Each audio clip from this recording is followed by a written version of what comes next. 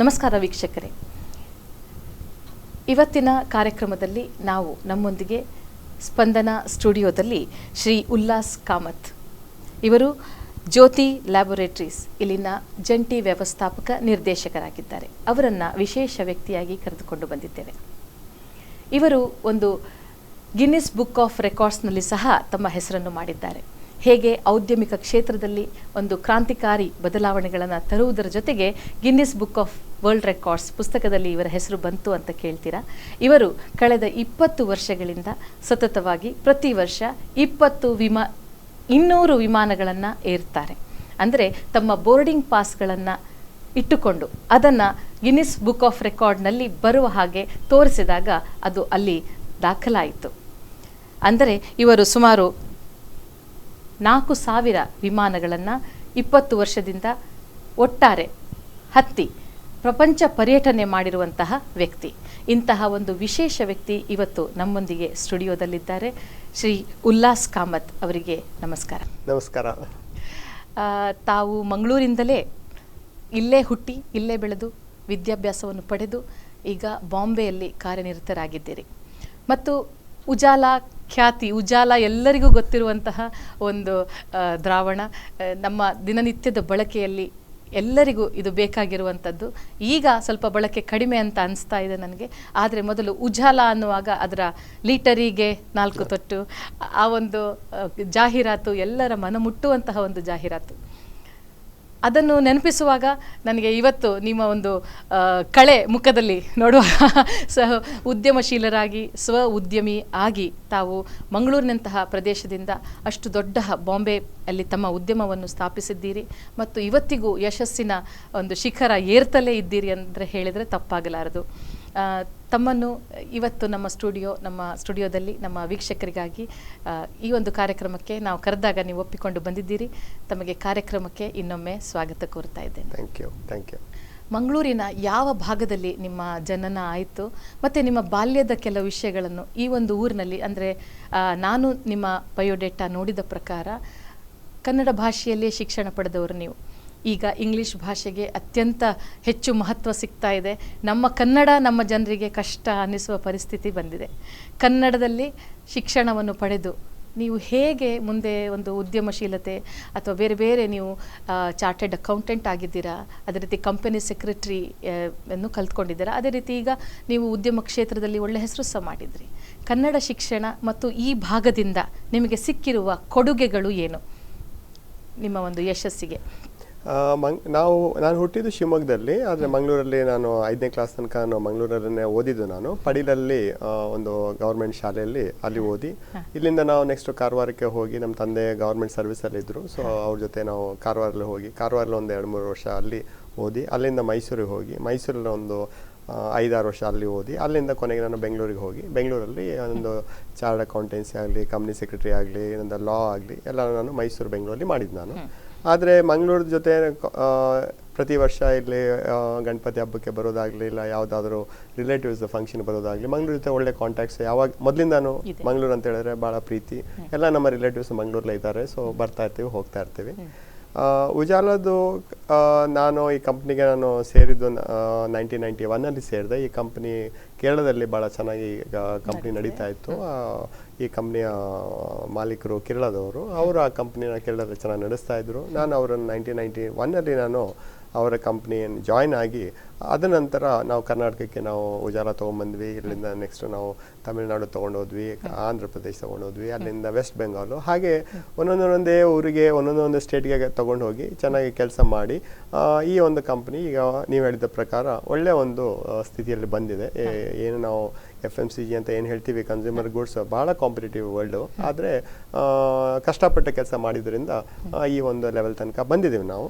ಈಗ ದೇಶದಲ್ಲಿ ನಮ್ಮ ಹತ್ರ 38 ಫ್ಯಾಕ್ಟ್ರಿನ ನಾವು 17 ಲೊಕೇಶನಲ್ಲಿ 17 ಜಾಗದಲ್ಲಿ 38 ಫ್ಯಾಕ್ಟ್ರಿ ಹಾಕಿದ್ದೀವಿ. ಹೊಸದಾಗಿ 2 ವರ್ಷದ ಮೊದಲು ನಾವು ಬಾಂಗ್ಲಾದೇಶಲ್ಲಿ ಒಂದು ಫ್ಯಾಕ್ಟ್ರಿ ಹಾಕಿದ್ದೀವಿ. ನಾವು ಫ್ಯಾಕ್ಟ್ರಿ ಹಾಕೋ ಒಂದು ಥಿಂಕಿಂಗು ಸಹ ನಾವೊಂದು ಬಡತನ ನೋಡಿದ್ರಿಂದ, ಬಡ ಒಂದು ಜೀವನ ನೋಡಿದ್ರಿಂದ ನಮಗೂ ಅನಿಸುತ್ತೆ ಫ್ಯಾಕ್ಟ್ರಿ ಹಾಕಬೇಕಾದ್ರೆ ಬಡ ಜನಗಳಿಗೇನೆ ಕೆಲಸ ಕೊಡುವಂಥ ಒಂದು ಫ್ಯಾಕ್ಟ್ರಿನ ಹಾಕಬೇಕು. ಸೊ ಎಲ್ಲಿ ಫ್ಯಾಕ್ಟ್ರಿ ಹಾಕಬೇಕು ಅಂತ ಹೇಳಿದ್ರೆ ನನ್ನ ಪ್ರಕಾರ ಹಳ್ಳಿಗಳಲ್ಲಿ ಫ್ಯಾಕ್ಟ್ರಿ ಹಾಕಿದ್ದೀವಿ ನಾವೆಲ್ಲೂ ಸಿಟಿಯಲ್ಲಿ ನಾವು ಫ್ಯಾಕ್ಟ್ರಿ ಹಾಕೋದಿಲ್ಲ. ಜಮ್ಮುವಲ್ಲಿ ಹಾಕಿದ್ದೀವಿ, ನಾವು ಗೌಹಾಟಿಯಲ್ಲಿ ಹಾಕಿದ್ದೀವಿ. ಎಲ್ಲೆಲ್ಲಿ ಡಿಸ್ಟರ್ಬ್ಡ್ ಏರಿಯಾ ಇರುತ್ತೆ, ಎಲ್ಲೆಲ್ಲಿ ಕೆಲಸ ಜನಕ್ಕೆ ಸಿಗೋದೇ ಇಲ್ಲ ಅಂಥ ಜಾಗದಲ್ಲಿ ಫ್ಯಾಕ್ಟ್ರಿ ಮಾಡಿ ನಮಗೆ ಒಂದು ಮನಸ್ಸಿಗೆ ಒಂದು ಒಳ್ಳೆಯ ಸಮಾಧಾನ ಇದೆ. ಒಂದು 6,000 ಜನ ಕೆಲಸಗಾರರು ಇದ್ದಾರೆ. 6,000 ಜನ ಕೆಲಸ ಮಾಡ್ತಾರೆ. ಫ್ಯಾಕ್ಟ್ರಿಗಳಲ್ಲಿ 90% ಜನ ಹೆಂಗಸರೇ ಇರ್ತಾರೆ. ಮಾರ್ಕೆಟಲ್ಲಿ ಕೆಲಸ ಮಾಡೋರೆಲ್ಲಾನು ಹುಡುಗರು ಇರ್ತಾರೆ. ಸೊ ಇದೊಂದು ಒಳ್ಳೆ ಒಂದು ಕುಟುಂಬದ ಥರ ಜ್ಯೋತಿ ಲ್ಯಾಬ್ಸ್ ಲಿಮಿಟೆಡ್.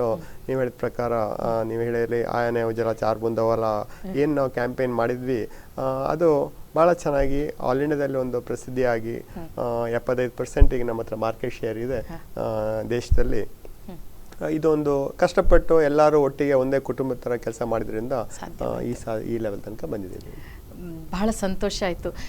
ಕನ್ನಡ ನಾಡಲ್ಲಿ ಹುಟ್ಟಿ ಅಂದರೆ ನೀವು ಒಂದು ಕನ್ನಡಿಗ, ಅದರಲ್ಲೂ ಮಂಗಳೂರಲ್ಲಿದ್ರಿ, ಹಲವು ವರ್ಷಗಳ ಕಾಲ ಇಲ್ಲಿ ವಿದ್ಯಾಭ್ಯಾಸ ಪಡ್ಕೊಂಡ್ರಿ ಅನ್ನೋದಕ್ಕೆ ಬಹಳ ಸಂತೋಷ ಆಗ್ತಾ ಇದೆ ಉಲ್ಲಾಸ್ ಕಾಮತ್ ಅವರೇ. ಇನ್ನು ಮಹಿಳೆಯರಿಗೆ ಉದ್ಯೋಗ ಕೊಡ್ತಾ ಇದೆ ತಮ್ಮ ಜ್ಯೋತಿ ಲ್ಯಾಬೊರೇಟರೀಸ್, ಮಹಿಳೆಯರನ್ನು ಆಯ್ದುಕೊಳ್ತಾ ಇದೆ. ಅವರ ಕಷ್ಟದಲ್ಲಿರುವ ಮಹಿಳೆಯರಿಗೆ ಗೌರವಯುತವಾಗಿ ಜೀವನ ಸಾಗಿಸೋದಕ್ಕೆ ನೀವು ದಾರಿ ಮಾಡಿಕೊಡ್ತಾ ಇದ್ದೀರಿ. ಯಾಕೆ ಇದು ಮಹಿಳೆಯರ ಬಗ್ಗೆ ಕನಿಕರ ಅಥವಾ ಅವರಿಗೊಂದು ಒಳ್ಳೆಯ ಬದುಕನ್ನು ಕೊಡುವ ಆಸೆ ಒಂದು ಕಡೆ ಆದರೆ, ಅವರಲ್ಲಿರುವ ಏನಾದರೂ ಕೌಶಲ್ಯ, some skills that are unique for women, ಈ ರೀತಿ ನಿಮಗೆ ಅನಿಸಿದ್ದುಂಟ? ಹೌದು, ನನಗೆ ನಮ್ಮ ತಾಯಿ ಒಂದು ಆದರ್ಶ. ಅವಳು ನಮ್ಮ ತಾಯಿ 5 ಜನ ಮಕ್ಕಳನ್ನು ಚೆನ್ನಾಗಿ ನೋಡ್ಕೊಂಡಿದ್ದಾರೆ, ಯಜಮಾನರನ್ನು ಚೆನ್ನಾಗಿ ನೋಡ್ಕೊಂಡಿದ್ದಾರೆ, ರಿಲೇಟಿವ್ಸ್ನು ಚೆನ್ನಾಗಿ ನೋಡ್ಕೊಳ್ತಾರೆ. ಎಲ್ಲರಲ್ಲೂ ನಮ್ಮ ಒಂದು ಕುಟುಂಬದಲ್ಲಿ ನಮ್ಮ ತಾಯಿ ಒಂದು ಒಳ್ಳೆ ಹೆಸರು ಮಾಡಿದ್ದಾರೆ. ಅವರು ಎಜುಕೇಟೆಡ್ ಏನಿಲ್ಲ, ಅವರು 2ನೇ ಕ್ಲಾಸ್ ಪಾಸ್ ಸಹ ಆಗಿರಲ್ಲ ಅವರು. ಆದರೆ ಒಂದು ಹೆಂಗಸಿಗೆ ಅದು ದೇವರು ಒಂದು ಕೊಟ್ಟ ಒಂದು ಶಕ್ತಿ ಅದು. ಅವರು ಮಲ್ಟಿ ಟಾಸ್ಕರ್ ಅಂತ ಹೇಳ್ತೀವಿ ನಾವು. ಈ ಗಂಡಸರಿಗೆ ಸಾಮಾನ್ಯವಾಗಿ ಮಲ್ಟಿ ಟಾಸ್ಕಿಂಗ್ ಮಾಡಬೇಕಾದ್ರೆ ಭಾಳ ಕೋಪ ಬರುತ್ತೆ. ಅವ್ರ ಪ್ರಕಾರ ನಾ ಒಂದೇ ಮಾಡ್ತೀನಿ, ಅದು ಮಾಡೋದಿಲ್ಲ, ನಾ ಇದು ಮಾಡೋದಿಲ್ಲ ಅಂತ ಯಾವುದು ಮಾಡೋದಿಲ್ಲ ಅಂತ ಜಾಸ್ತಿ ಹೇಳ್ತಾರೆ ವಿನ ಯಾವುದು ಮಾಡ್ತೀವಿ ಅಂತ ಹೇಳೋದಿಲ್ಲ ಅವರು. ಆದರೆ ಹೆಂಗಸರಾದರೆ ಯಾರೇ ಆಗಲಿ, ಚಿಕ್ಕ ಒಂದು ಮನೆಯಲ್ಲಿ ಒಂದು ಹುಡುಗಿ ಆದರೂ ಸಹ ಶಾಲೆ ಹೋಗಿದ್ದ ಮೊದಲು ತಾಯಿಗೆ ಒಂದು ಸ್ವಲ್ಪ ಹೆಲ್ಪ್ ಮಾಡಿ, ಶಾಲೆಯಿಂದ ಬಂದ ಮೇಲೆ ಅಜ್ಜಿ ಹತ್ರ ಒಂದು ಸ್ವಲ್ಪ ಹೆಲ್ಪ್ ಮಾಡಿ, ನೈಬರ್ ಹತ್ರ ಹೆಲ್ಪ್ ಮಾಡಿ, ಅದೊಂದು ದೇವರು ಕೊಟ್ಟಿರೋದೊಂದು ಅವರಿಗೆ ಮಾತ್ರ ಅದಿದೆ ಅದು. ನಮ್ಮ ಫ್ಯಾಕ್ಟ್ರಿಯಲ್ಲಿ ನಾವು ಹೆಂಗಸರಿಗೆ ಮಾತ್ರ ನಾವು ಕೆಲಸ ಕೊಡ್ತೇವೆ ಅಂತ ಹೇಳಿದರೆ, ಇದು ನನ್ನ ಅನಿಸಿಕೆ. ಆದರೆ ನನಗೆ ಅದ್ರ ಮೇಲೆ ನಂಬಿಕೆ ಜಾಸ್ತಿ. 1,000 ರೂಪಾಯಿ ನಾವು ಒಂದು ಜಾಸ್ತಿ ಹಣ, ಈಗ ಒಬ್ಬ ಫ್ಯಾಕ್ಟ್ರಿಯಲ್ಲಿ ಒಬ್ಬರಿಗೆ ನಾವು 10,000 ರೂಪಾಯಿ ಸಂಬಳ ಕೊಡ್ತೀವಿ. 1,000 ರೂಪಾಯಿ ನಾವು ಏನಾದ್ರೂ ಒಂದು ಹೆಂಗಸಿಗೆ ಕೊಟ್ಟರೆ ಅದು ಮನೆಗೆ ಹೋಗ್ತದೆ. ಆ ದುಡ್ಡು ಮನೆಗೆ ಹೋಗುತ್ತೆ, ಮಕ್ಳಿಗೆ ಹೋಗುತ್ತೆ. ಅದೇ 1,000 ರೂಪಾಯಿ ನೀವು ಫ್ಯಾಕ್ಟ್ರಿಯಲ್ಲಿ ಒಂದು ಗಂಡಸಿದ್ದು ಆ ಗಂಡಸಿಗೆ 1,000 ರೂಪಾಯಿ ಜಾಸ್ತಿ ಕೊಟ್ಟರೆ ಅದು ಮನೆಗೆ ಹೋಗೋದಿಲ್ಲ. ಅದು ಯಾಕಂತ ಹೇಳಿದ್ರೆ ಅವರು ಮನೆಗೆ ಒಂದು ಇಷ್ಟು ಅಂತ ಫಿಕ್ಸ್ ಮಾಡಿಬಿಡ್ತಾರೆ. ತಿಂಗಳಿಗೆ 5,000 ರೂಪಾಯಿ ಕೊಡ್ತೇನೆ, ಮನೆ ಎಲ್ಲ ಮ್ಯಾನೇಜ್ ಮಾಡುವ ಅಂತ ಹೇಳಿ ಒಂದು ಇನ್ಸ್ಟ್ರಕ್ಷನ್ ಕೊಟ್ಬಿಡ್ತಾರೆ ಆ ಹೆಂಗಸಿಗೆ. ಆ ಹೆಂಗಸು ಅದರಲ್ಲೇ ಮ್ಯಾನೇಜ್ ಮಾಡಬೇಕು, ಎಲ್ಲಾನು ಮ್ಯಾನೇಜ್ ಮಾಡಬೇಕು, ಬಹಳ ಕಷ್ಟ ಆಗುತ್ತೆ ಅದು. ಅದೇ ಆ ಹೆಂಗಸಿಗೆ ನೀವು 10,000 ರೂಪಾಯಿ ಕೊಟ್ಟರೆ ಅದರಲ್ಲಿ 1,000 ರೂಪಾಯಿ ಸೇವ್ ಮಾಡ್ತಾರೆ. ಅದು ಒಂದು ನನಗೆ ಪ್ರೀತಿ. ಯಾಕಂತ ಹೇಳಿದ್ರೆ ಇದಕ್ಕೆ ನನ್ನ ಆದರ್ಶ ನಮ್ಮ ತಾಯಿಯವರೇನೆ. ನನಗೆ ಅದರಲ್ಲಿ ಬಹಳ ಇಂಪಾರ್ಟೆನ್ಸ್. ಅದೇ ನಾನು ನಮ್ಮ ಫ್ಯಾಕ್ಟ್ರಿಯಲ್ಲಿ ಅಡಾಪ್ಟ್ ಮಾಡಬೇಕಾದ್ರೆ ನಮಗೆ ಕಂಪ್ಲೀಟ್ ರಿಸಲ್ಟ್ ಬಂದಿದೆ. ಈಗ ನಾನು ಹೇಳಿದ ಪ್ರಕಾರ 38 ಫ್ಯಾಕ್ಟ್ರಿ ಇದೆ. ಒಂದು ಫ್ಯಾಕ್ಟ್ರಿ ಬಿಟ್ಟರೆ ಇನ್ನೆಲ್ಲೂ ನಮ್ದು ಯೂನಿಯನ್ ಇಲ್ಲ. ಆ ಒಂದು ಫ್ಯಾಕ್ಟ್ರಿ ಅದು ನಮ್ದು ಕೇರಳದಲ್ಲಿದೆ. ಅಲ್ಲಿ ಬರೀ ಗಂಡಸರು ಇದ್ದಾರೆ ಅಲ್ಲಿ. ಸೊ ಅಲ್ಲೊಂದು ಯೂನಿಯನ್ ಇದೆ. ಅದು ಬಿಟ್ಟರೆ ಎಲ್ಲೂ ಯೂನಿಯನ್ ಇಲ್ಲ. ಪ್ಲಸ್ ಅವ್ರಿಗೆ ಅನ್ಸುತ್ತೆ, ಅವ್ರಿಗೆ ನಾವು ಇಷ್ಟೆಲ್ಲ ಕಷ್ಟಪಟ್ಟಿದ್ರಿಂದ ಈ ಕಂಪನಿ ಮೇಲೆ ಬರ್ತಾ ಇದೆ, ಇನ್ನೂ ಜಾಸ್ತಿ ಕಷ್ಟಪಡಬೇಕು. ಮಲ್ಟಿ ಟಾಸ್ಕಿಂಗ್ ಅಂತ ಏನಿದೆ ಅದನ್ನ ನಾವು ಯೂಸ್ ಮಾಡಿಕೊಂಡು ಅವ್ರಿಗೆ ನಾವು ಎನ್ಕರೇಜ್ ಮಾಡಿಕೊಂಡು ಅವ್ರಿಗೆ ಎಷ್ಟೊತ್ತು ಬೇಕಾದ್ರೂ ಅವ್ರ ಫ್ಯಾಕ್ಟ್ರಿಗೆ ಬರ್ಬೋದು, ಎಷ್ಟೊತ್ತು ಬೇಕಾದ್ರೂ ಹೋಗ್ಬೋದು. ಬಟ್ ಇಷ್ಟು ಬಾಟ್ಲ್ನ ಅವ್ರು ಫಿಲ್ಅಪ್ ಮಾಡ್ಬೇಕಂತ ಹೇಳಿದ್ರೆ ಆರಾಮಾಗಿ ಅವ್ರು ಮನೆ ಕೆಲಸನೂ ಮಾಡ್ತಾರೆ, ಫ್ಯಾಕ್ಟ್ರಿ ಕೆಲಸನೂ ಮಾಡ್ತಾರೆ, ಮಕ್ಳ ಕೆಲಸನೂ ಮಾಡ್ತಾರೆ ಅವರು. ಬಹಳ ಸಂತೋಷ. ಯಾಕಂತ ಹೇಳಿದ್ರೆ ಹೆಂಗಸನ್ನ ಬೇರೆ ಬೇರೆ ರೀತಿ ವರ್ಣನೆ ಮಾಡೋರು ಇರ್ತಾರೆ. ಅದು ತಪ್ಪಂತ ಹೇಳಲ್ಲ ನಾನು. ಆದರೂ ಅವರ ಒಳ್ಳೆ ಗುಣವನ್ನು ನೋಡಿ ಅದಕ್ಕೊಂದು ಒಳ್ಳೆಯ ಆಯಾಮ ಕೊಟ್ಟಿದ್ರಲ್ಲಿ ಜ್ಯೋತಿ ಲ್ಯಾಬೊರೇಟರೀಸ್ ಖಂಡಿತವಾಗಿ ಯೋಗದಾನ ಕೊಡ್ತಾ ಇದೆ ಮಹಿಳೆಯರ ಅಭಿವೃದ್ಧಿಗೆ ಅನ್ನೋದು ನಿಮ್ಮ ಮಾತಿಂದ ಸ್ಪಷ್ಟವಾಯಿತು ಉಲ್ಲಾಸ್ ಅವರೇ. ಈಗ ನೀವು ಹೇಳಿದ್ರಿ ಅಲ್ಲ, ನಾನು ನಿಮ್ಮ ಒಂದು ಸ್ವಲ್ಪ ನಿಮ್ಮ ಬಗ್ಗೆ ಓದಿದಾಗ ನನಗೆ ಅನಿಸಿರೋ ವಿಚಾರ ಏನಂದರೆ, ನೀವು ಇಷ್ಟೆಲ್ಲ ನಿಮ್ಮ ಪ್ರೊಡಕ್ಷನ್ ಯೂನಿಟ್ಸನ್ನು ಅಲ್ಲಲ್ಲಿ ಸ್ಥಾಪನೆ ಮಾಡಿದರೂ ಸಹ ನಿಮಗಾಗಿ, ನಿಮ್ಮ ಅಭಿವೃದ್ಧಿಗಾಗಿ, ನಿಮ್ಮ ಬೆಳವಣಿಗೆಗಾಗಿ ಸ್ವಲ್ಪ ಸಮಯ ಮಧ್ಯದಲ್ಲಿ ತೆಕ್ಕೊಳ್ತೀರಂತೆ. It is like sharpening the saw. A sharp saw can do much more work. So can you explain something on that? ನನಗೆ ಓದೋದು, ಬರೆಯೋದು, ಪರೀಕ್ಷೆ ಬರೆಯೋದು ನನಗೆ ಇಂಪಾರ್ಟೆಂಟ್. ಯಾಕೆ ಅಂತ ಹೇಳಿದರೆ, ಈಗ ನಾವು ಒಂದು ಪರೀಕ್ಷೆ ಬರಿತೇವೆ, ಆ ಪರೀಕ್ಷೆ ಬರೆದಾದ್ಮೇಲೆ ನಮಗೆ ಮಾರ್ಕ್ಸ್ ಬರುತ್ತೆ. ಲೈಫ್ ಲಾಂಗ್ ಆ ಪರೀಕ್ಷೆನ ಮತ್ತೆ ಪುನಃ ನಾವು ಕ್ವಶನ್ ಪೇಪರ್ ನೋಡೋದಿಲ್ಲ.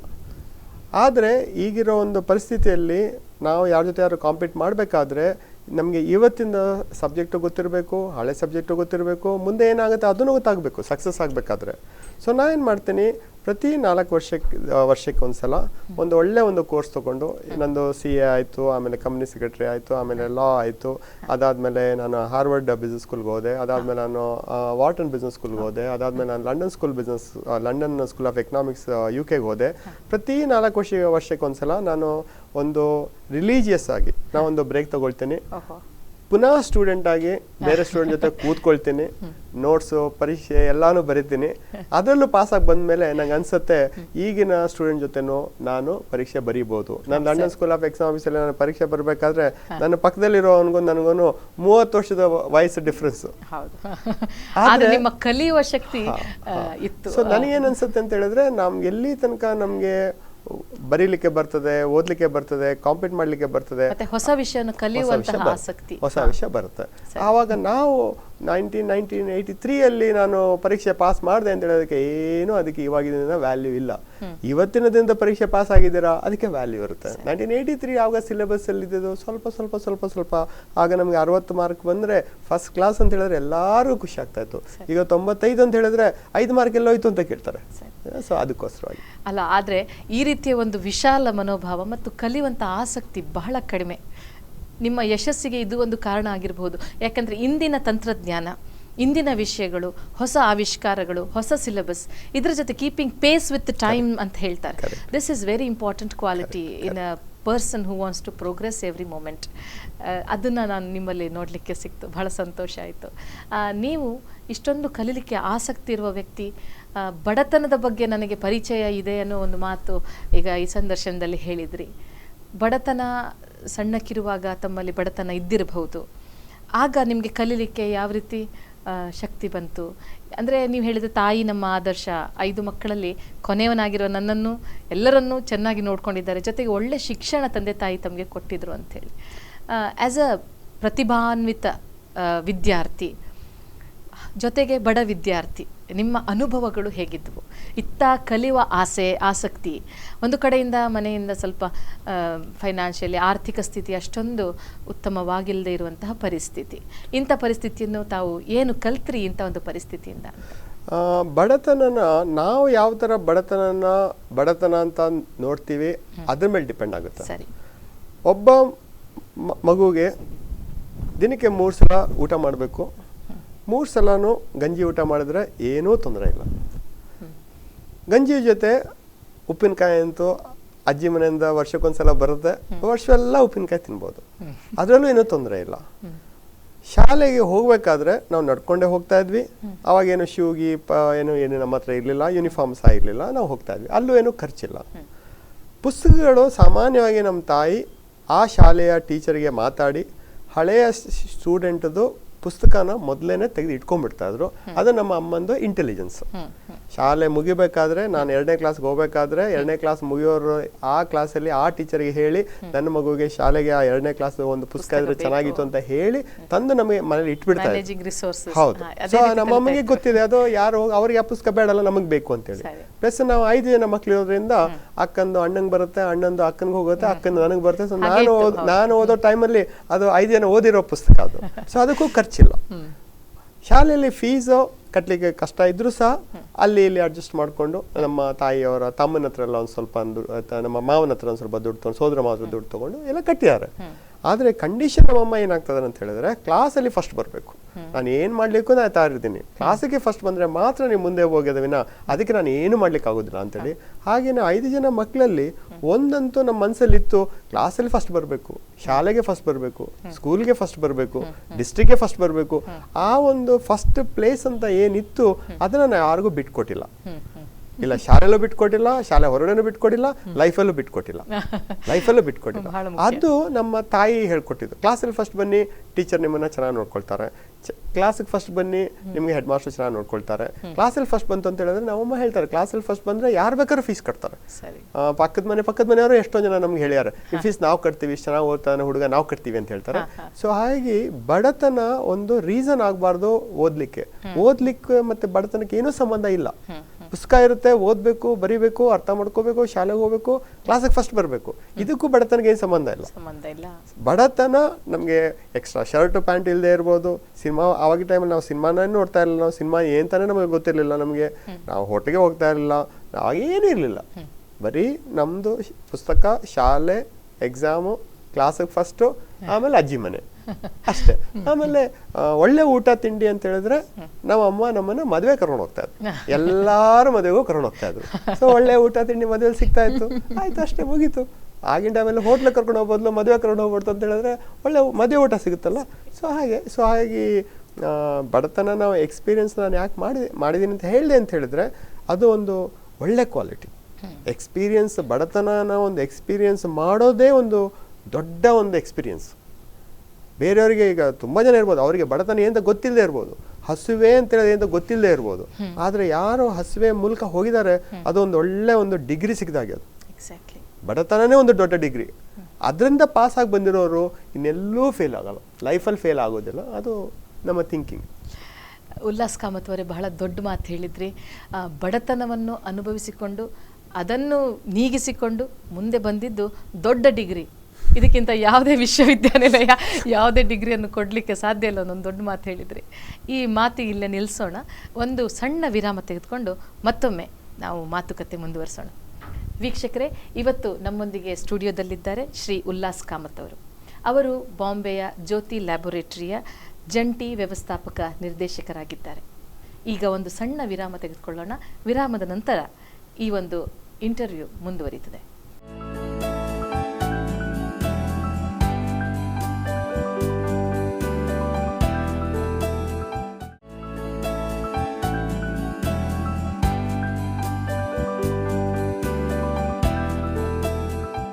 ವಿರಾಮದ ನಂತರ ಕಾರ್ಯಕ್ರಮಕ್ಕೆ ಸ್ವಾಗತ. ಇಂದಿನ ಕಾರ್ಯಕ್ರಮದಲ್ಲಿ ನಾವು ಮುಂಬಯಿಯ ಪ್ರಸಿದ್ಧ ಜ್ಯೋತಿ ಲ್ಯಾಬೊರೇಟರಿ ಇಲ್ಲಿಯ JMD ಆಗಿರುವಂತಹ ಶ್ರೀ ಉಲ್ಲಾಸ್ ಕಾಮತ್ ಅವರೊಂದಿಗೆ ಮಾತುಕತೆ ನಡೆಸ್ತಾ ಇದ್ವಿ. ನಮಸ್ಕಾರ ಉಲ್ಲಾಸ್ ಕಾಮತ್ ಅವರೇ. ನಮಸ್ಕಾರ. ಈಗ ನೀವು ಭಾರತದ ಉದ್ದಗಲಕ್ಕೆ ಸಂಚಾರ ಮಾಡಿದ್ದೀರಿ. ಪರ್ಯಟನೆಯಲ್ಲಿ ತಮಗೆ ವಿಶೇಷ ಆಸಕ್ತಿ ಇದೆ. ಮತ್ತು ಎಲ್ಲ ಕಡೆಯಲ್ಲಿ ತಮ್ಮ ಯೂನಿಟ್ಗಳನ್ನು ಸ್ಥಾಪನೆ ಮಾಡಿದ್ದೀರಿ. ಈ ಒಂದು ಬೊಂಬೈ ಅಂತಹ ಒಂದು ಮಹಾನಗರದಲ್ಲಿ ಹುಟ್ಟಿರುವಂತಹ ಈ ಒಂದು ಯೂನಿಟ್ ಬೇರೆ ಬೇರೆ ಕಡೆಯಲ್ಲಿ ಸ್ಥಾಪನೆ ಮಾಡುವುದು, ಇದರ ಒಂದು ಅನುಭವ ಹೇಗೆ ಜ್ಯೋತಿ ಲ್ಯಾಬೊರೇಟರೀಸ್ ಬೆಳವಣಿಗೆ ಆಯಿತು? ಎಷ್ಟು ದಶಕಗಳ ಸಮಯ ನೀವು ತೆಗೆದುಕೊಂಡಿದ್ದೀರಿ ಇಂತಹ ಒಂದು ಬೆಳವಣಿಗೆ ಮಾಡಲಿಕ್ಕೋಸ್ಕರವಾಗಿ? ಇದು ಎಲ್ಲ ಬೆಳವಣಿಗೆ ಲಾಸ್ಟ್ ಒಂದು 25 ವರ್ಷದಲ್ಲಿ ಆಗಿರೋದು. ನಾವು ಫ್ಯಾಕ್ಟ್ರಿಗಳನ್ನ ಹಾಕಬೇಕಾದ್ರೆ ಒಂದೊಂದು ಸ್ಟೇಟಲ್ಲಿ ಒಂದೊಂದು ಫ್ಯಾಕ್ಟ್ರಿ ಇರಬೇಕಂತ ನಮ್ಮದೊಂದು ಆಸೆ ಇತ್ತು. ಒಂದೊಂದು ಸ್ಟೇಟಲ್ಲಿ ಒಂದು ಫ್ಯಾಕ್ಟ್ರಿ ಇರಬೇಕಾದ್ರೆ ಎಲ್ಲಿ ಹಾಕಬೇಕು ಅಂತ ಹೇಳಿದಾಗ ಆಯಿತು, ನಾವು ಒಂದು ರೂರಲಲ್ಲಿ ಹಾಕಬೇಕು.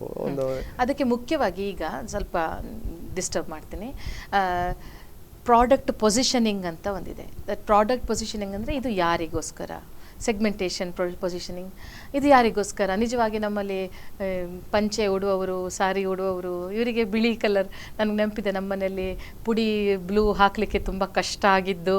ಮತ್ತು ನಮ್ಮ ತಂದೆ ಇವರೆಲ್ಲ ಪಂಚೆ ಉಡುವವರು ಎಲ್ಲ ಲೀಟರಿಗೆ 4 ಬೊಟ್ಟು ಹಾಕಿ ಎಲ್ಲ ಕೆಲಸ ಸುಲಭ ಮಾಡ್ಕೊಂಡಿದ್ದು. ಹಾಗೆ ಕೇರಳದಲ್ಲಿ, ತಮಿಳ್ನಾಡಲ್ಲಿ, ಆಂಧ್ರ ಪ್ರದೇಶದಲ್ಲಿ, ಕರ್ನಾಟಕದಲ್ಲಿ, ವೆಸ್ಟ್ ಬೆಂಗಾಲ್, ಹೀಗೆ ಸೆಲೆಕ್ಟೆಡ್ ಪಾಕೆಟ್ಸಲ್ಲಿ you went on introducing your product. Is it like? ಹೌದು, very correct. You have said it very rightly. Usage of white is very high, starting from Kerala, then Tamil Nadu, then Karnataka. Usage ಜಾಸ್ತಿ ಇರುತ್ತೆ. ಯಾಕಂದರೆ ಇಲ್ಲಿ ಪಂಚೆ ಹಾಕೋದು ಜಾಸ್ತಿ, plus ಚರ್ಚ್ಗೆ ಹೋಗೋರು ಜಾಸ್ತಿ, ಮಸೀದಿಗೆ ಹೋಗೋರು ಜಾಸ್ತಿ, ಕಾನ್ವೆಂಟ್ ಸ್ಕೂಲ್ಗಳು ಜಾಸ್ತಿ, ಮತ್ತೆ ದಿನ ಬಟ್ಟೆ ಹೊಸ ಬಟ್ಟೆ ಹೊಸದಂತ ಹೇಳಿದ್ರೆ ವಾಶ್ ಮಾಡಿರೋ ಬಟ್ಟೆ ಹಾಕೋದು ಜಾಸ್ತಿ ಈ ಸೌತ್ ಇಂಡಿಯಾದಲ್ಲಿ. ಗಾಡ್ ಫಿಯರಿಂಗ್ ಜಾಸ್ತಿ. ಆಮೇಲೆ ವೈಟ್ನೆಸ್, ಉಜಾಲ ಅಂತ ಹೇಳಿದ್ರೆ ಬರೀ ವೈಟ್ನೆಸ್ ಅಲ್ಲ, ಉಜಾಲ ಒಂದು it stands for honesty, it stands for integrity. ನೀವೆಲ್ಲೇ ನೋಡಿದ್ರು ಸಹ ಒಳ್ಳೆ ಕೆಲಸ ಮಾಡಬೇಕಾದ್ರೆ ಒಳ್ಳೇದು ನಿಮ್ಮ ಜಡ್ಜ್ಗಳಾಗಲಿ, ನಿಮ್ಮದು ಲಾಯರ್ಗಳಾಗಲಿ, ಇಲ್ಲ ನಿಮ್ಮದು ಪಾದ್ರಿಗಳಾಗಲಿ, ಯಾರೇ ಆದರೂ ವೈಟ್ ಯೂಸ್ ಮಾಡ್ತಾರೆ. ಇಲ್ಲ ನಮ್ಮ ಪೊಲಿಟಿಷಿಯನ್ಸ್ ಆಗಲಿ, ವೈಟ್ ಡಿನೋಟ್ಸ್ ಹಾನೆಸ್ಟಿ. ಲ್ಯಾಂಡ್ಲಾರ್ಡ್ಸ್ ಹಳ್ಳಿಗಳಲ್ಲೂ ಸಹ ಪಂಚಾಯತ್ ಹೆಡ್ ಆದರೂ ಸಹ ಅವರು ವೈಟ್ ಹಾಕ್ತಾರೆ. Weight is exactly what you said. It is a dignity, it is a honesty, it is a integrity, it is a wisdom, it is truth, everything comes together. It's a very powerful. Also, richest of the rich wear white, poorest of the poor also wear white. White is the only color wherein everybody can wear it. ಆಮೇಲೆ white ನ ನೀವು maintain ಮಾಡೋದಕ್ಕೆ ನಿಮ್ ಕೈಲಿ ಆಗುತ್ತೆ ಅಂತ ಹೇಳಿದ್ರೆ you need to be spotless. ಆವಾಗ ನೀವು ಎಲ್ಲಿ ಕೂತ್ಕೊಳ್ಬೇಕಾದ್ರೆ ನೋಡ್ಕೊಂಡು ಕೂತ್ಕೊಳ್ತಾರೆ, ನಡ್ಕೊಂಡು ಹೋಗ್ಬೇಕಾದ್ರೆ ನೋಡ್ಕೊಂಡು ಹೋಗ್ತಾರೆ. ಯಾಕಂದ್ರೆ ಸ್ಪಾಟ್ ಬಂತು ಅಂತ ಹೇಳಿದ್ರೆ ಏನಾದ್ರೂ ಡರ್ಟ್ ಆಯ್ತು ಅಂತ ಹೇಳಿದ್ರೆ ಆ ದಿನನೇ ಹೋಯ್ತು, ನಿಮ್ಮ ಮನೆಗೆ ಹೋಗಿ ಮತ್ತೆ ಶರ್ಟ್ ಚೇಂಜ್ ಮಾಡ್ಕೊಂಡು ಬರ್ಬೇಕಾಗುತ್ತೆ. ಸೊ ಒಂದು ಸಲ ನೀವು ವೈಟ್ ನ ಮೇಂಟೈನ್ ಮಾಡ್ಲಿಕ್ಕೆ ನೀವು ಬರುತ್ತೆ ಅಂತ ಹೇಳಿದ್ರೆ ಲೈಫ್ ಅಲ್ಲಿ ಬಹಳ ಡಿಸಿಪ್ಲಿನ್ ಬರುತ್ತೆ. ಸೊ ಉಜಾಲ ಇದೊಂದು ರೆವಲ್ಯೂಷನ್ ಇದು. ಸೊ ನಾವು ಸೌತ್ ಇಂದ ಹೋಗಿ ಈಸ್ಟ್ ಯಾಕೆ ಹೋಗಿ, ಆಮೇಲೆ ಲೀಡರ್ಶಿಪ್ ಜಾಸ್ತಿ ಇರಬೇಕು, ಲಿಟ್ರಸಿ ಜಾಸ್ತಿ ಬೇಕು, hygiene ಜಾಸ್ತಿ ಬೇಕು, availability of the water is also important to wash with the Ujala. So West Bengal again like Tamil Nadu only. ಅದಾದ್ಮೇಲೆ ನಾವು ನ್ಯಾಷನಲ್ ಹೋದ್ವಿ ನಾವು. ಆಮೇಲೆ ಒಂದು ಸಲ ನ್ಯಾಷನಲ್ ಹೋದ್ಮೇಲೆ ಅಡ್ವರ್ಟೈಸ್ಮೆಂಟ್ ಎಲ್ಲ ನಾವು ಭಾಳ ಚೆನ್ನಾಗಿ ಮಾಡಿದ್ವಿ. ಅದಾಗಿ it become a national product. But ನೀವು ಹೇಳಿದ ಪ್ರಕಾರ ಬ್ರ್ಯಾಂಡ್ ಪೊಸಿಷನಿಂಗ್ ಇದು, this is for people who want the brightness in their clothes and the brightness in their life.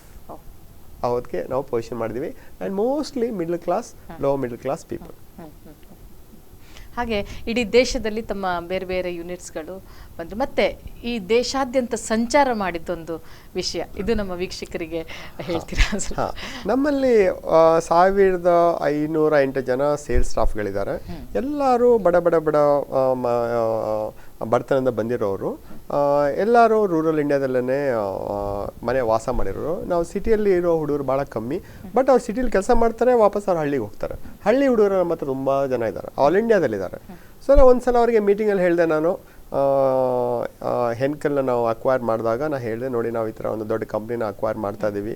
ಈ ಕಂಪ್ನಿ ಅಕ್ವೈರ್ ಮಾಡಿದ್ಮೇಲೆ ನಿಮ್ಮೆಲ್ಲರದು ಸಪೋರ್ಟ್ ನನಗೆ ಬೇಕು. ನಾನು ಬೇಕಾದರೆ ನಾನು ಕಂಪ್ಲೀಟ್ ಆಲ್ ಇಂಡಿಯಾ ನಾನು ಸುತ್ತಬಿಟ್ಟು ನಿಮ್ಮ ಜೊತೆ ನಾನು ಇದನ್ನೊಂದು ಕಂಪ್ನಿನ 2 ಕಂಪ್ನಿನ ನಾವು ಹೆನ್ಕಲ್ ಕೊಂಡ್ಕೊಂಡ್ಮೇಲೆ ಅದನ್ನು ನಾವು ಇಂಟಿಗ್ರೇಷನ್ ಮಾಡಲಿಕ್ಕೆ ನಮಗೆಲ್ಲರದು ಸಪೋರ್ಟ್ ಬೇಕು. ಸೊ ನಾನು ಅವ್ರಿಗೆ ಹೇಳಿದೆ, ನಾನು ಕಾರ್ ತಗೊಂಡು ಕನ್ಯಾಕುಮಾರಿಯಿಂದ ಇಡೀ ದೇಶನ ಸುತ್ತಕೊಂಡು ವಾಪಸ್ ಕನ್ಯಾಕುಮಾರಿ ಹೋಗ್ತೀನಿ, ಒಂದು 30-35 ದಿನದ ಪ್ರೋಗ್ರಾಮ್ ಮಾಡ್ತೀನಿ ಅಂದಾಗ ನಮ್ಮ ಹುಡುಗರು ಹೇಳಿದ್ರು, ಯಾಕೆ ಸರ್ ನೀವು ಅಷ್ಟೆಲ್ಲ ಕಷ್ಟಪಡ್ತಾರ, ನೀವು ಏನು ಸಿಗುತ್ತೆ ನಿಮ್ಗೆ ಅಲ್ಲಿ ಮಾಡ್ತು ಅಂತ ಹೇಳಿದ್ರೆ, ಇಲ್ಲ ನಾನು ಡಿಸೈಡ್ ಮಾಡಿದ್ದೀನಿ, ನಾನು ನನ್ನ ಡ್ರೈವರ್ ಜೊತೆ ಬಂದ್ಬಿಡ್ತೇವೆ, ಇಡೀ ದೇಶ ಸುತ್ತೀವಿ. ಆದರೆ ಒಂದು ಕಂಡೀಷನ್ನು, ನಾನು ನಿಮ್ಮ ಮನೆಗೆ ಬರ್ತೀನಿ, ನಿಮ್ಮ ಮನೇಲೇ ಉಳ್ಕೋತೀನಿ.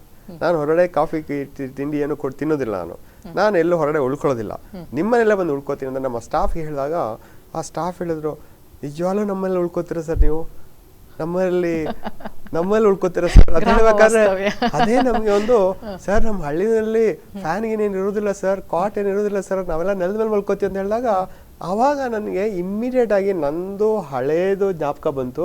ನಾನು ಇಲ್ಲಪ್ಪ, ನಾನು ನೆಲದ ಮೇಲೆ ಮಲ್ಕೊಂಡಿದ್ದೀನಿ, ನಾನು ಫ್ಯಾನ್ ನೋಡಿದ್ದು ಬಹಳ ವರ್ಷ ಆದ್ಮೇಲೆ, ಏನು ಯೋಚನೆ ಮಾಡ್ಬಿಡಿ, ನಮ್ಗೆ ಗೊತ್ತಿದೆ, ನಾ ಬರ್ತೀನಿ ಅಂತ ಹೇಳ್ಬಿಟ್ಟು ನನಗೆ ಅದೊಂದು ದೊಡ್ಡ ಒಂದು ರಿವಿಲೇಷನ್. ನನಗೆ ನಾನು ಎಕ್ಸ್ಪೆಕ್ಟ್ ಮಾಡಿರಲಿಲ್ಲ. ಈ ಕನ್ಯಾಕುಮಾರಿಯಿಂದ ನಾವು ಕಾರ್ ತಗೊಂಡು ಒಂದೊಂದೇ ಹಳ್ಳಿಗೆ ಹೋಗಿ ರಾತ್ರಿ ಆದಾಗ ಯಾವ್ದಾದ್ರು ಒಂದು ಸ್ಟಾಫ್ ಮನೇಲಿ ಹೋಗಿ ಮಲ್ಕೊಂಡಾಗ ಆ ಮನೆಯಲ್ಲಿ ಅವ್ರ ತಾಯಿಗಾಗ್ಲಿ ತಂದೆಗಾಗಿ ಅಕ್ಕಪಕ್ಕ ಮನೆ ಎಲ್ಲರಿಗೂ ಉಜಾಲ ಬಗ್ಗೆ ಗೊತ್ತಿದೆ, ಉಜಾಲ ಬಗ್ಗೆ ಈ ಹುಡುಗ ಕೆಲಸ ಮಾಡಿದಾನೆ, ಒಂದು ದೊಡ್ಡ ಒಂದು ಪ್ರೈಡ್ ಇದೆ. ಸೊ ಆಮೇಲೆ ಆ ಮನೆಯಲ್ಲಿ ಅವರು ಮಾಡಿದ್ದು ತಿಂಡಿ, ಅವ್ರು ಮಾಡಿದ್ದು ಊಟ ಮಾಡಿ ತಿಂಡಿ ತಿನ್ಕೊಂಡು ನೆಕ್ಸ್ಟ್ ಡೇ ಬೆಳಿಗ್ಗೆ 8 ಗಂಟೆಗೆ ಅವ್ರ ಮನೆ ಬಿಟ್ಟು ಅಲ್ಲಿ ಕೊಟ್ಟಿದ್ದು ಅವ್ರು ತಿಂಡಿ ತಿನ್ಕೊಂಡು ಮಧ್ಯಾಹ್ನದ ಊಟನ ಬುತ್ತಿ ಕಟ್ಕೊಂಡು ಥರ್ಮಾಸ್ ಫ್ಲಾಸ್ಕಲ್ಲಿ ಕಾಫಿ ಮಾಡಿಕೊಂಡು ನೆಕ್ಸ್ಟ್ ರಾತ್ರಿ ತನಕ ಅದೇನೆ ಒಂದೊಂದೊಂದೊಂದು ಅಂಗಡಿಗೆ ಹೋಗಿ ಒಂದೊಂದೇ ಮನೆಗಳಿಗೆ ಹೋಗಿ ಇಡೀ 14,500 ಕಿಲೋಮೀಟರ್ನ 31 ದಿನದಲ್ಲಿ ಕವರ್ ಮಾಡಿಕೊಂಡು ಪುನಃ ವಾಪಸ್ ಕನ್ಯಾಕುಮಾರಿಗೆ ಬಂದೆ. ಅಂದರೆ ಕನ್ಯಾಕುಮಾರಿಯಿಂದ ಹೋಗಿ ಎಲ್ಲ ಸ್ಟೇಟು ಕವರ್ ಮಾಡಿ, ನಾರ್ತಲ್ಲಿ ಕಾಶ್ಮೀರ್ ತನಕನೂ ಹೋಗಿ, ಈಸ್ಟ್ ವೆಸ್ಟಲ್ಲಿ ಕಚ್ ತನಕ ಹೋಗಿ, ಈಸ್ಟಲ್ಲಿ ಸಿಲಿಗುರಿ ತನಕ ಹೋಗಿ ವಾಪಸ್ ತಮಿಳ್ನಾಡು ಪ್ರಕಾರ ಬಂದ್ಬಿಟ್ಟಿದ್ವಿ. ಆದರೆ ರಿಸಲ್ಟ್ ಏನಾಯಿತು ಅಂತ ಹೇಳಿದ್ರೆ ಇದ್ರದ್ದು ಎಲ್ಲ ಸ್ಟಾಫ್ಗೆ ಈ ಉಲ್ಲಾಸ್ ಕಾಮತ್ ಬಂದು ನಮ್ಮಲ್ಲಿ ಮನೇಲಿ ಉಳ್ಕೊಂಡ್ರಲ್ಲ, ಅದೇ ಒಂದು ದೊಡ್ಡ ಒಂದು ಅವರಿಗೆ ಒಂದು ಖುಷಿ ಆಗೋಯ್ತು. ಎರಡನೇದು ನನಗೇನಾಯ್ತು ಅಂತ ಹೇಳಿದ್ರೆ, ಈ ಸೇಲ್ಸ್ ಮಾಡೋ ಈ ಹುಡುಗ ಅವ್ರ ಮನೆಯಲ್ಲಿ ಅವ್ರ ತಂದೆ ತಾಯಿ ಎಲ್ಲರಿಗೂ ನಮ್ಮ ಕಂಪ್ನಿ ಬಗ್ಗೆ ಗೊತ್ತಿದೆ, ಎಲ್ಲರಿಗೂ ಉಲ್ಲಾಸ್ ಕಾಮತ್ ಅಂತ ಗೊತ್ತಿದೆ, ಎಲ್ಲರಿಗೂ ನಮ್ಮ ಚೇರ್ಮನ್ MP ರಾಮಚಂದ್ರ ಯಾರಂತ ಗೊತ್ತಿದೆ. ಎಷ್ಟೊಂದು ಮನೇಲಿ ನಮ್ಮ ಫೋಟೋಗಳೆಲ್ಲ ಇಟ್ಕೊಂಡಿದ್ದಾರೆ. ಅದು ನೋಡಿದಾಗ ನಮ್ಗೆ ಅನ್ನಿಸ್ತು, ಇವ್ರು ನಮ್ಗೆ ಇಷ್ಟೊಂದು ಇವ್ರು ನಮಗೆ ರೆಸ್ಪೆಕ್ಟ್ ಕೊಡ್ತಾರಲ್ಲ, ಇವ್ರಿಗೋಸ್ಕರ ನಾವು ಎಷ್ಟು ಮಾಡಿದ್ರು ಕಮ್ಮಿ ಅಂತ ಹೇಳಿ ಆ ಒಂದು 2012 ಮಾರ್ಚ್ ತಿಂಗಳ ಕ್ವಾರ್ಟ್ರಲ್ಲಿ ಇವರು 34% ಸೇಲ್ಸ್ನ ಗ್ರೋತ್ ಮಾಡಿ ತೋರಿಸಿದ್ರು. ಯಾಕೆ ಅಂತ ಹೇಳಿದ್ರೆ, ಸರ್ ನೀವು ಇಷ್ಟು ದೂರ ಬಂದಿದ್ದೀರಾ, ನಿಮ್ಗೆ ನಾವೇನು ಕೊಡ್ಬೋದು, ಒಂದು ಸೇಲ್ಸ್ ಮಾತ್ರ ನಾವು ಜಾಸ್ತಿ ಮಾಡಿ ಕೊಡ್ಬೋದು, ಎಷ್ಟಾಗುತ್ತೆ ಅಷ್ಟೇ ಮಾಡ್ತೀವಿ ಅಂತೇಳಿ 34%. ನಾನು ವಾಪಸ್ ಬಾಂಬೆಗೆ ಹೋಗ್ಬೇಕಾದ್ರೆ ನಮ್ಮ ಬೋರ್ಡ್ ಆಫ್ ಡೈರೆಕ್ಟರ್ಸ್ ಹೇಳಿದ್ರು, ಪ್ರತಿ ಕ್ವಾರ್ಟರ್ ನಮ್ಗೆ 10% 100% ಗ್ರೋತ್ ಸಿಗ್ತಾ ಇತ್ತು, ಈಗ ನೀನು ಫುಲ್ ಸುತ್ತಾಡ್ಕೊಂಡು ಬಂದಿದ್ದೀಯಾ, 34% ಗ್ರೋತ್ ಸಿಕ್ಕಿದೆ, ಸುತ್ತಾಡ್ತಾನೆ ಇರೋ ನೀನು ಅಂತ ಹೇಳಿ. ಅಂದರೆ ಅದು ರಿಯಾಲಿಟಿ, ಅದು ಬಹಳ ರಿಯಾಲಿಟಿ. ನನಗೆ ಅಂತೂ ಆ ಒಂದೊಂದು ಫೋಟೋನು ನೋಡಿದಾಗ ನನಗೆ ಸುಮಾರು ಒಂದು 5-6 ಸಾವಿರ ಫೋಟೋ ತೆಗೆದುಕೊಂಡಿದ್ದೀನಿ ನಾನು. ಆ ಫೋಟೋ ನೋಡಬೇಕಾದ್ರೆ ಈ ಥರ ಅಷ್ಟು ಜನರಿಗೆ ಕೆಲಸ ಕೊಟ್ಟಿದ್ದು ಒಳ್ಳೇದಾಯಿತು, ಅಷ್ಟು ಫ್ಯಾಕ್ಟ್ರಿ ಹಾಕಿದ್ದು ಒಳ್ಳೇದಾಯಿತು, ಅಷ್ಟು ಸುತ್ತಾಡಿದ್ರೂ ಮಾಡಿದ್ದು ಒಳ್ಳೇದಾಯ್ತು, ಅಷ್ಟು ಫ್ಯಾಮಿಲಿಗಳು ಅಷ್ಟು ಫ್ಯಾಮಿಲಿ ಖುಷಿಯಾಗಿ ಇದ್ದಾರಲ್ಲ, ದ್ಯಾಟ್ಸ್ ಅನ್ ಅಚೀವ್ಮೆಂಟ್. ಸೊ ಅದನ್ನು ಪರ್ಸನಲ್ ಒಂದು ಸ್ಯಾಟಿಸ್ಫ್ಯಾಕ್ಷನ್ಗೆ ಹೋದೆ, ಬಟ್ ಒಳ್ಳೆ ನನಗೆ ಎಕ್ಸ್ಪೀರಿಯನ್ಸ್ ಆಯಿತು. ಇಡೀ ಭಾರತ ದರ್ಶನ ಮಾಡಿ ಅಂಥ ಒಂದು ಅನುಬಂಧ ನೀವು ಕಟ್ಟಿತಂದರೆ ನಿಮ್ಮ ಎಂಪ್ಲಾಯೀಸ್ಗಳ ಜೊತೆಗೆ, it has really improved your quality of looking at the world outside. Sir, ಈ ಪ್ರದೇಶದಲ್ಲಿ ನಾವು ಹೇಗೆ ಉದ್ಯಮಶೀಲತೆ ಅಂದರೆ ಬಹಳಷ್ಟು ಶೈಕ್ಷಣಿಕ ಸಂಸ್ಥೆಗಳಿರುವಂತಹ ಕೇಂದ್ರ ಇದು, ಒಂದು ಶಿಕ್ಷಣ ಕೇಂದ್ರ ಅಂತ ಹೇಳ್ಬೋದು. ಜೊತೆಗೆ ಬಹಳಷ್ಟು ಗ್ರ್ಯಾಜುಯೇಟ್ಸು, ಇಂಜಿನಿಯರ್ಸು, ಡಾಕ್ಟರ್ಸು ಇವರೆಲ್ಲ ಹೊರಗೆ ಬರ್ತಾರೆ, MBAಗಳು ಎಲ್ಲರೂ. ಆದರೆ ಇಲ್ಲಿ ಉದ್ಯಮ ಕ್ಷೇತ್ರ ನೋಡ್ಲಿಕ್ಕೆ ಹೋದರೆ ಬಹಳ ಬಡವಾಗಿದೆ, ಸ್ವಉದ್ಯೋಗ ಮಾಡೋರಿಲ್ಲ, ದೊಡ್ಡ ದೊಡ್ಡ ಉದ್ಯಮಿಗಳು ಬರ್ತಾ ಇಲ್ಲ. ಈ ಒಂದು ಜಾಗಕ್ಕೆ ಬಿಲ್ಡರ್ಸು ಇಂಥದ್ದು ಬಿಟ್ಟರೆ, ಇಲ್ಲಿರುವ ಏನು ಸಂಪತ್ತನ್ನು ಹೆಚ್ಚು ಮಾಡುವಂತಹ ಬಿಸ್ನೆಸ್ ಬಿಟ್ಟರೆ, ಇಲ್ಲಿ ಇದ್ದುಕೊಂಡು ಇಲ್ಲಿ ಉದ್ಯಮಗಳನ್ನು ಸ್ಥಾಪಿಸಿ ಏನಾದರೂ ಹೊಸದಾಗಿ ಮಾಡುವಂತಹ ಉದ್ಯಮಶೀಲತೆ ಕಂಡು ಬರ್ತಾ ಇಲ್ಲ. ಇದನ್ನೊಂದು ಗಮನದಲ್ಲಿಟ್ಟುಕೊಂಡು ಈ ಒಂದು ಜಾಗವನ್ನು, ಈ ಒಂದು ಏರಿಯಾವನ್ನು ಹೇಗೆ ಒಂದು ಉದ್ಯಮದಿಂದ ತುಂಬಿ ತುಳುಕುವಂತಹ ನಗರವನ್ನಾಗಿ ಮಾಡ್ಬೋದು ಒಂದು. ಇನ್ನೊಂದು ತಮ್ಮಂದು ನಾನು ಕೇಳ್ಕೊಳ್ಳೋದೇನಂತ ಹೇಳಿದರೆ, ಈ ಕೊನೆಯ ನನ್ನ ಪ್ರಶ್ನೆ, ನಾನು ಮಾತಾಡೋದು ನಿಲ್ಲಿಸ್ತೇನೆ, ನೀವು ಕಂಟಿನ್ಯೂ ಮಾಡಿ, ಬಿಕಾಸ್ ಟೈಮ್ ಇಸ್ ಪ್ರೆಷಸ್. ನಮ್ಮ ಯುವ ಜನರಿಗೆ ತಮ್ಮ ಒಂದು ಸಂದೇಶ, ಇದೆರಡನ್ನು ನೀವು ಲಾಸ್ಟ್ ಚಂಕಲ್ಲಿ ದಯವಿಟ್ಟು ಹೇಳಬೇಕಂತ ಕೇಳ್ಕೊಳ್ತೇನೆ. ಓಕೆ, ಮಂಗಳೂರು ಈಗ ಯಾತಕ್ಕೆ, ಈಗ ಯಾರು ಕೇಳಿ ಮಂಗಳೂರು ಅಂತ ಹೇಳಿದ್ರೆ, ನಾವು ಸೌತ್ ಕೆನರಾ ಅಂತ ಹೇಳಿದ್ರೆ, ಯಾವುದೇ ಪಾರ್ಟ್ ಇರ್ಬೋದು ದೇಶದಲ್ಲಿ, ಯಾರಿಗೆ ಹೇಳಿಬಿಟ್ಟು ಮಂಗಳೂರು ಅಂದರೆ ಏನು ಅಂತ ಹೇಳಿದ್ರೆ ಫಸ್ಟ್ ಹೇಳ್ತಾರೆ, ಅವ್ರು ಭಾಳ ಒಳ್ಳೆ ಜನ, ಭಾಳ ಇಂಟೆಲಿಜೆಂಟು, ಭಾಳ ಹಾರ್ಡ್ ವರ್ಕಿಂಗು, ಅವರು ಬರೀ ಗಂಜಿ ಉಪ್ಪಿನಕಾಯಿದ್ರೆ ಸಾಕು ಅವ್ರಿಗೆ, ಅವ್ರು ಯಾವ ಜಾಗದಲ್ಲಿ ಬೇಕಾದ್ರೂ ಅವ್ರು ಅಡ್ಜಸ್ಟ್ ಆಗ್ತಾರೆ, ಒಳ್ಳೆ ಜನ ಅಂತ ಬರುತ್ತೆ. ಅದೇ ನಮ್ಮದು ದೊಡ್ಡ ಒಂದು ಕ್ಯಾಪಿಟಲ್, ಸೋಷಿಯಲ್ ಕ್ಯಾಪಿಟಲ್, ಅದು ಕ್ಯಾಪಿಟಲ್ ನಮ್ಮದು. ಯಾಕಂದರೆ ಮಂಗಳೂರು ಅಂತ ಹೇಳಿದ ಕೂಡಲೇ, ಸೌತ್ ಕೆನರಾ ಅಂತ ಹೇಳಿದ ಕೂಡಲೇ ಜನಗಳಿಗೆ ಫಸ್ಟ್ ಬರೋದು ಅವ್ರು ಒಳ್ಳೆ ಜನ ಅಂಥೇಳಿ. ಆ ಥರದ್ದು ನಮ್ಗೆ ಯಾವುದೇ ಜಾಗದಲ್ಲಿ ಇಂಡಿಯಾದಲ್ಲಿ ಆ ಥರ ಒಂದು ಬರೋದಿಲ್ಲ. ಎರಡನೇದು, ಮಂಗಳೂರಲ್ಲಿ ಏನಿದೆ ಅಂತ ಕೇಳಿದರೆ, ಶಾಲೆ ಇದೆ, ಒಳ್ಳೊಳ್ಳೆ ಶಾಲೆ ಇದೆ, ಒಳ್ಳೊಳ್ಳೆ ಇಂಜಿನಿಯರಿಂಗ್ ಕಾಲೇಜಸ್ ಇದೆ, ಒಳ್ಳೊಳ್ಳೆ ಹಾಸ್ಪಿಟಲ್ ಇದೆ ಅಂತ ಹೇಳ್ತಾರೆ. ದೊಡ್ಡ ದೊಡ್ಡ ಫ್ಯಾಕ್ಟ್ರಿ ಅಂತ ಯಾರು ಹೇಳೋದಿಲ್ಲ. ಪ್ಲಸ್ ಮಂಗಳೂರು ಜನಗಳನ್ನ ಒಂದು ಕೆಲಸಕ್ಕೆ ಇಟ್ಕೊಳ್ಬೇಕಂತ ಹೇಳಿದ್ರೆ ಎಲ್ಲರೂ ಖುಷಿಯಾಗಿರ್ತಾರೆ. ಯಾಕಂತೇಳಿದ್ರೆ ಸಾಮಾನ್ಯವಾಗಿ, ನಾ ಎಲ್ಲರೂ ಅಂತ ಹೇಳೋದಿಲ್ಲ, ಸಾಮಾನ್ಯವಾಗಿ ಸುಳ್ಳು ಹೇಳೋದಿಲ್ಲ ಅವರು, ಸಾಮಾನ್ಯವಾಗಿ. ಪ್ಲಸ್ 10 ಗಂಟೆಗೆ ಬರಬೇಕು ಅಂದರೆ 9 ಗಂಟೆಗೆ ಬಂದುಬಿಡ್ತಾರೆ. ಆಮೇಲೆ ದೇವರು, ಧರ್ಮ, ತಂದೆ ತಾಯಿ ಅಂತೇಳಿ ಭಾಳ ಪ್ರೀತಿ. ಸೊ ಇದು ನಮ್ಮದು ಇದು ಕ್ಯಾಪಿಟಲ್.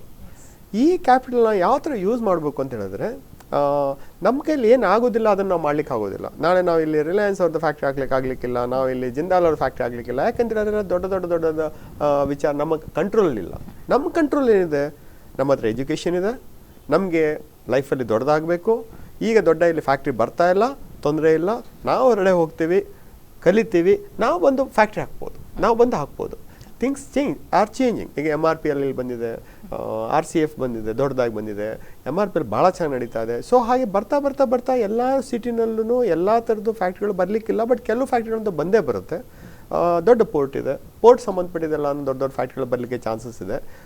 ಮೊದಲು ಮೈನಿಂಗ್ ಭಾಳ ಇಲ್ಲಿ ಟ್ರಾನ್ಸ್ಪೋರ್ಟೇಷನ್ ನಡೀತಾ ಇತ್ತು, ಗ್ಯಾಸ್ ಭಾಳ ಟ್ರಾನ್ಸ್ಪೋರ್ಟೇಷನ್ ನಡೀತಾ ಇತ್ತು. ಬಟ್ ಅದೆಲ್ಲ ಒಂದು ಸ್ವಲ್ಪ ಹೆಚ್ಚು ಕಮ್ಮಿ. ಈಗ ಎಲ್ಲ ಗ್ಯಾಸ್ ಕನೆಕ್ಷನ್ ಡೈರೆಕ್ಟಾಗಿ ಬಂದಿರೋದ್ರಿಂದ ಲಾರಿಗಳು ಹೋಗೋದು ಕಮ್ಮಿ ಆಗಿದೆ, ಪೈಪಲ್ಲಿ ಹೋಗೋದು ಜಾಸ್ತಿ ಆಗಿದೆ.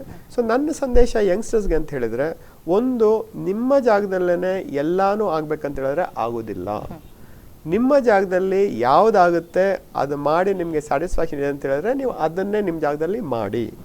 ಆದರೆ ನಿಮಗೆ ಭಾಳ ಒಂದು ದೊಡ್ಡ ಒಂದು ಅಚೀವ್ಮೆಂಟ್ ಮಾಡಬೇಕು. ಯಾಕಂದ್ರೆ ನಾನು ಯಾವತ್ತೆಲ್ಲರೂ ಹೇಳ್ತೀನಿ, ನಾನು ನೆಕ್ಸ್ಟ್ ಲೈಫಲ್ಲಿ ನಮ್ಗೆ ಏನಂತ ಗೊತ್ತಿಲ್ಲ, ಲಾಸ್ಟ್ ಲೈಫ್ ನಾವು ಏನು ಮಾಡಿದ್ವಿ ಅಂತ ಗೊತ್ತಿಲ್ಲ.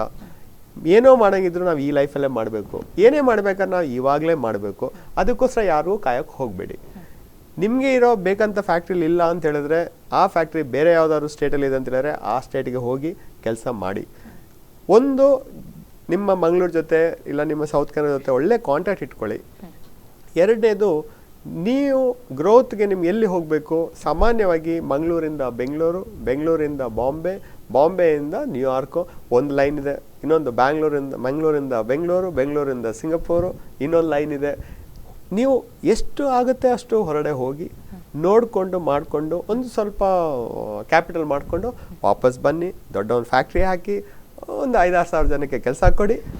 Life becomes very simple. Don't wait for the opportunity, go after the opportunity. ಅದು ನಮ್ಮ ಯಂಗ್ಸ್ಟರ್ಸ್ಗೆ ಸಂದೇಶ. ಇಬ್ಬರು ಹುಡುಗರಿದ್ದಾರೆ, ಇಬ್ಬರೂ ಕರೆಕ್ಟ್ ಚೆನ್ನಾಗಿ ಇಂಟರ್ವ್ಯೂಲ್ಲಿ ಪಾಸ್ ಆಗಿದ್ದಾರೆ, ಒಂದೇ ಕೆಲಸ ಇದೆ. ಒಬ್ಬ ಮಂಗಳೂರಿನಿಂದ ಬಂದಾನೆ ಹುಡುಗ, ಇನ್ನೊಬ್ಬ ಬಾಂಬೆಯಿಂದ ಬಂದಾನೆ ಹುಡುಗ ಅಂತ ಹೇಳಿದ್ರೆ ಮಂಗಳೂರು ಹುಡುಗನಿಗೆ ಕೆಲಸ ಸಿಗುತ್ತೆ. ಅಷ್ಟು ಇರಬೇಕಾದ್ರೆ ಅದನ್ನು ನಾವು ಯುಟಿಲೈಸ್ ಮಾಡಬೇಕು ನಾವು. ಅದು ನನ್ನ ಯಂಗ್ಸ್ಟರ್ಗೆ ಸಂದೇಶ. ಶ್ರೀ ಉಲ್ಲಾಸ್ ಕಾಮತ್ ಅವರೇ, ಈವರೆಗೆ ನಮ್ಮ ಸ್ಟುಡಿಯೋದಲ್ಲಿ ಬಂದು ಅದರಲ್ಲೂ ನೀವು ಕೊಟ್ಟಿರುವಂಥ ಕೊನೆಯ ಈ ಸಂದೇಶ, ನಮ್ಮ ಇವತ್ತಿನ ಕಾರ್ಯಕ್ರಮದಲ್ಲಿ ಕೊನೆಯ ಸಂದೇಶ ನನಗೆ ಬಹಳ ಸಂತೋಷ ಆಯಿತು. ನಮ್ಮ ಯುವ ಜನರಿಗೂ ಸಹ ಇದು ಮನದಟ್ಟಾಗಿರಬಹುದು. ಕುವೆಂಪು ಅವರ ಮಾತಿನ ಹಾಗೆ, ಓ ನನ್ನ ಚೇತನ ಆಗು ನೀ ಅನಿಕೇತನ, ಅಂದರೆ ಎಲ್ಲೂ ನಿಲ್ಲಬೇಡ, ಮುಂದುವರಿ, ಹೋಗು, ಜೊತೆಗೆ ಮಣ್ಣಿನ ವಾಸನೆ ಮರಿಬೇಡ ಅನ್ನೋದು ತಮ್ಮ ಜೀವನವೇ ಒಂದು ಸಂದೇಶ ಆಗಿದೆ. ಈ ನೆಲೆಯಲ್ಲಿ ನೋಡಲಿಕ್ಕೆ ಹೋದರೆ ನೀವು ಹೇಳಿದ್ದನ್ನು ನೀವು ಮಾಡಿದ್ದನ್ನೇ ಹೇಳಿದ್ದೀರಿ. ಇಂತಹ ಒಂದು ಉಜಾಲದಂತಹ ಹೊಳೆಯುತ್ತಿರುವಂತಹ ಒಂದು ವ್ಯಕ್ತಿತ್ವದೊಂದಿಗೆ ಇವತ್ತಿನ ಈ ಕಾರ್ಯಕ್ರಮದಲ್ಲಿ ನನಗೆ ವಿಶೇಷವಾಗಿ ಇಂಟರ್ಯಾಕ್ಟ್ ಮಾಡಲಿಕ್ಕಾಯಿತು. ಇಂತಹ ಒಂದು ಅವಕಾಶ ಕಲ್ಪಿಸಿದ ತಮಗೆ ಹೃತ್ಪೂರ್ವಕ ಧನ್ಯವಾದ ಹೇಳ್ತಾ ಇದ್ದೇನೆ. ನಮಸ್ಕಾರ.